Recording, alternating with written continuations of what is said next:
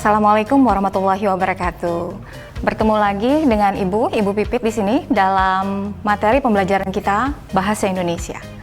Baik, sebelum belajar, mari kita berdoa dulu. Berdoa mulai. Berdoa selesai.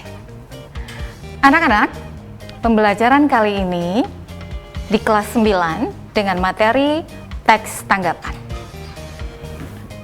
Dan untuk kali ini, bersama Ibu, kita akan membahas mengenai struktur dan kebahasaan di dalam sebuah teks tanggapan. Nah, KD yang ada di dalam struktur tanggapan kali ini yaitu adalah 3.8, menelaah struktur teks kebahasaan dari teks tanggapan di lingkungan hidup, kondisi sosial, dan keragaman budaya berupa kritik, sanggahan, atau pujian yang didengar ataupun dibaca. Dan setelah pembelajaran ini, para siswa diharapkan yang pertama, bisa memahami sebuah struktur dari teks tanggapan. Yang kedua, memahami kebahasaan dari teks tanggapan tersebut. Baik, sebelum kita lanjutkan materi, kita jeda sebelumnya.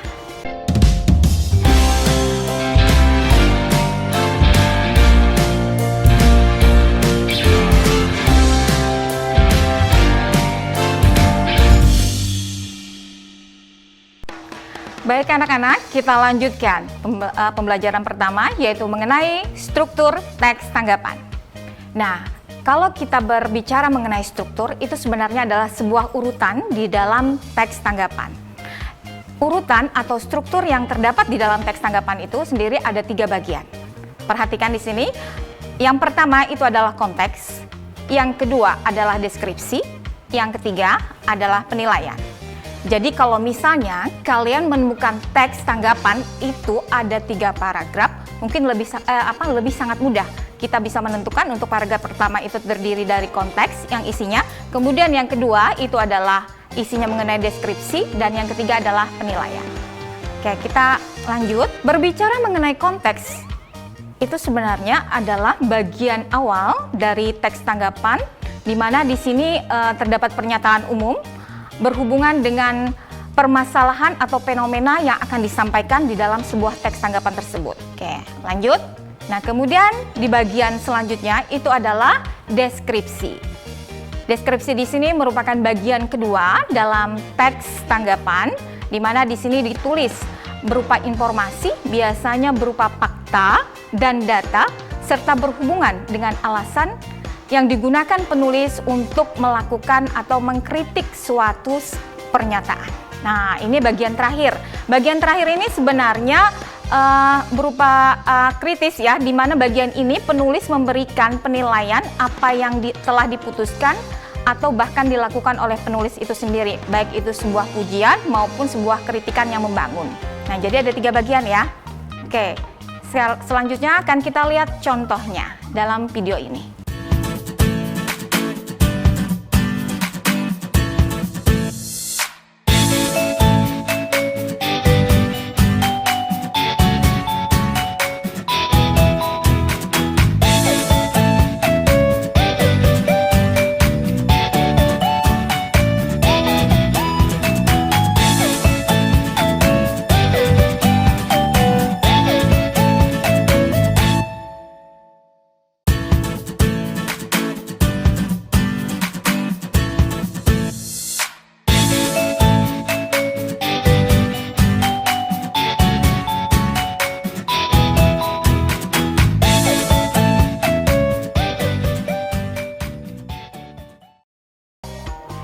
Oke anak-anak, tadi sudah kita saksikan sebuah video ya, di mana di sana terdapat contoh sebuah teks tanggapan. Di bagian awal itu jelas sekali bahwa di sana itu merupakan konteks, disajikan datanya ya, disajikan sebuah fakta mengenai apa itu. Tadi sebuah lukisan ya. Kemudian ada tulisan hitam dan ada tulisan merah juga di sana.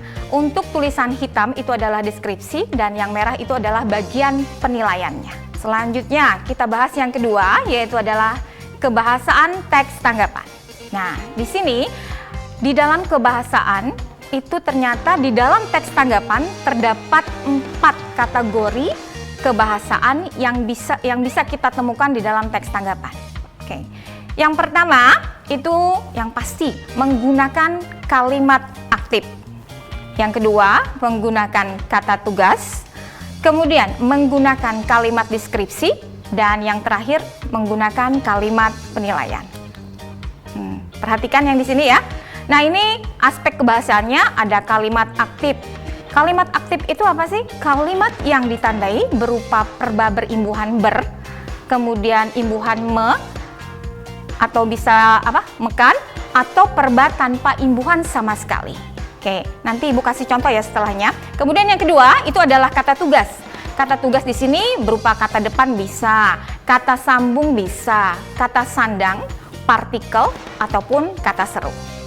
Kemudian yang ketiga itu adalah kalimat deskripsi, di mana kalimat ini memberikan gambaran atau uraian secara jelas dan terperinci.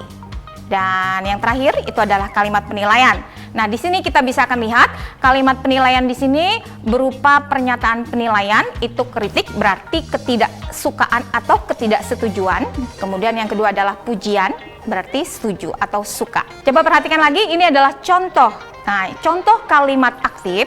Nah, yang seperti ini berarti menggunakan imbuhan mekan ya.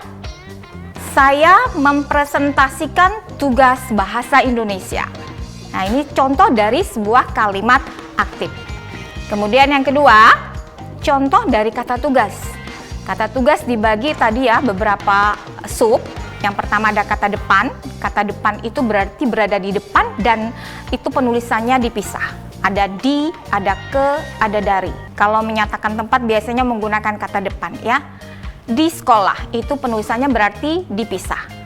Kemudian kata sambung. Kata sambung di sini contohnya dan, atau, serta, dan lain-lain. Kata sambung sama dengan konjungsi.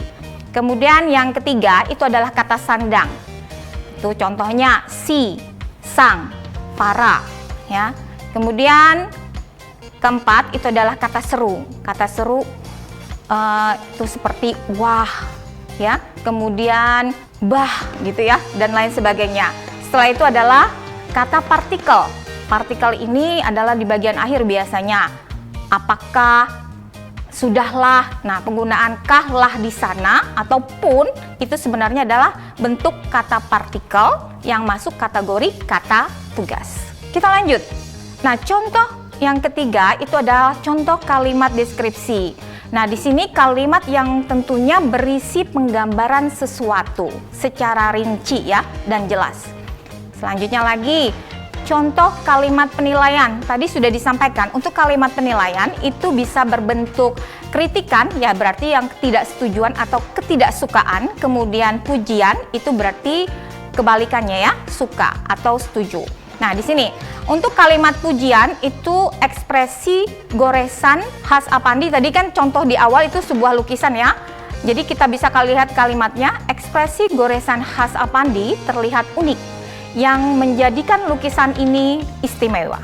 Berarti ini adalah sebuah kalimat pujian. Kemudian yang kedua itu adalah kalimat kritik. Contohnya di sini, hasil fotomu ini kurang menarik karena tidak fokus serta pengambilan angle-nya yang salah. Nah, di sini berupa kritik ya, berarti ketidaksukaan atau ketidaksetujuan. Oke, sebelum kita lanjut, kita jeda dulu sebentar.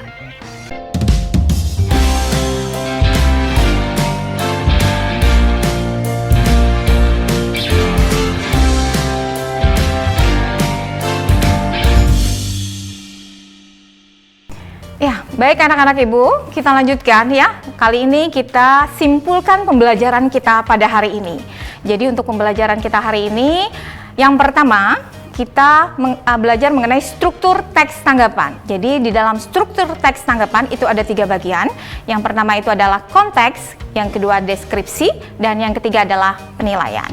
Selanjutnya kebahasaan di dalam teks tanggapan itu ada 4. Yang pertama, terdapat kalimat aktif, terdapat kata tugas, terdapat kalimat deskripsi, dan terdapat kalimat penilaian. Oke, selanjutnya Ibu akan berikan tugas kepada kalian semua. Nah, di sini nanti akan dibagikan LKS oleh Bapak Ibu guru kalian ya di sekolah. Dan nanti yang pertama kalian akan menentukan struktur teks tanggapan yang ada di LKS yang dibagikan oleh Bapak Ibu guru kalian. Kemudian yang kedua, identifikasilah kebahasaan teks tanggapan yang ada di LKS tersebut. Jadi ada dua bagian ya. Yang pertama menganalisis struktur dan menganalisis kebahasaan dalam sebuah teks tanggapan yang ada di LKS. Baik anak-anak Ibu, demikian pembelajaran kita pada hari ini. Terima kasih atas kebersamaannya, dan sebelum Ibu akhiri, jangan lupa selalu mengikuti protokol kesehatan. Gunakan masker, cuci tangan, dan selalu jaga jarak. Terima kasih. Wassalamualaikum warahmatullahi wabarakatuh.